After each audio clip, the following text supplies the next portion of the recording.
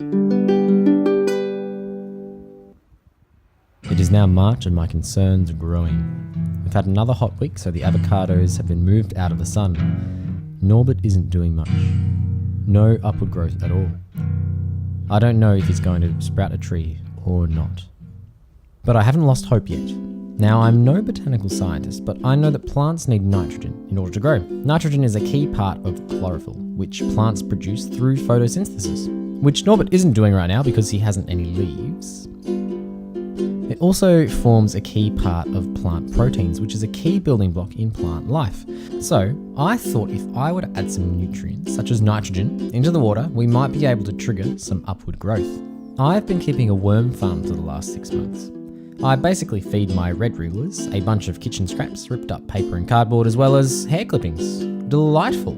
But what the worms do is eat and digest my scraps into two things. They poo out worm castings, which is essentially dirt that I'll later be turning into my own potting mix.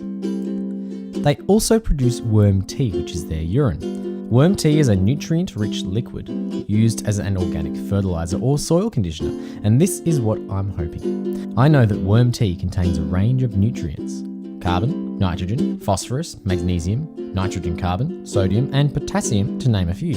And I'm just going to add a teaspoon to Norbert's water, and we're going to wait and see what happens. And so, we will wait. Thank you again for watching this episode of Scott Grows an Avocado Tree. Please subscribe, and if you haven't already, turn on notifications so as to never miss an update. Thanks again, and I will see you next time. Scott grows an avocado tree. Scott grows an avocado tree. Scott grows an avocado tree. Scott grows an avocado tree.